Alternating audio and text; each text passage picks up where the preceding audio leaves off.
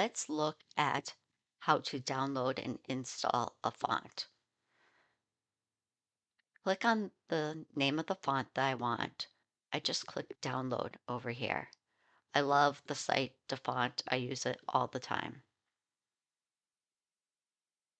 It went to my downloads folder. I can see that up here, or I could navigate there through my file folder. Right here, this is the true type font. If your download includes both the true type and an open type, always choose the open type over the true type. This one doesn't have two options, so all I can use is the true type. So I'm going to double click on this, and that opens it up so I get a preview of the font. Now, if you've ever wondered why fonts always show the sentence, "The quick brown fox jumps over the lazy dog," that is because that sentence contains every letter in the alphabet. Back in the day, when we used to take typing class in school, this was the phrase that they would have us type because then your fingers get used to moving around to every single letter on the keyboard. All right, so just go up here and click this install button. And now it's installing it to my computer. If you want to use the same font on your phone or your iPad or tablet or whatever, you will have to download and install it on each of those devices. So now let's close this.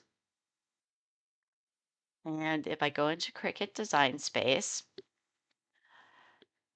typically you have to do a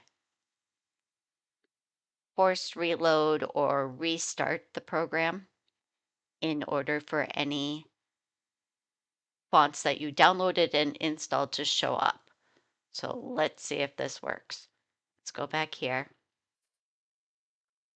All of the fonts that you download and install to your device will show up under System Fonts. So I'm going to click on Systems, and then it was a typewriter font. I don't remember the first part of the name.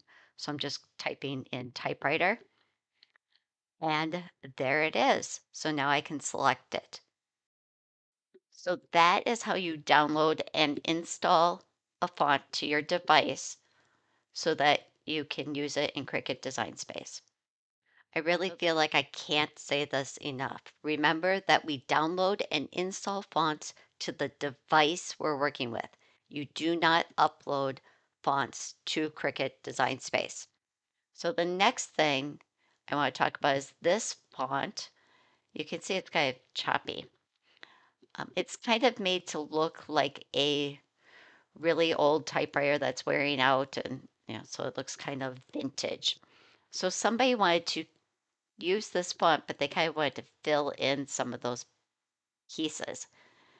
Typically on an image, you would use contour, but for contour to work, there has to be a fully closed off path. And what I mean by that is, like, if this part connected to this part, then that would be a fully enclosed hole that I could fill in. Oh, like this one is a fully enclosed hole. So if I ungroup these and just look at this A, nope, it still doesn't come up. And that's because this is a font and not an image. So you're not going to be able to contour these. The best you can do is add some shapes. And by adding a shape there, I can then select both of those and weld it together. That's going to take a lot of time to clean this up. So my ultimate suggestion for this is just find a different font. There's probably a million different typewriter fonts out there. If you want one that doesn't have this grainy vintage look, go find another one. All right, before you go, make sure to like, subscribe, and comment below. I love to hear from you.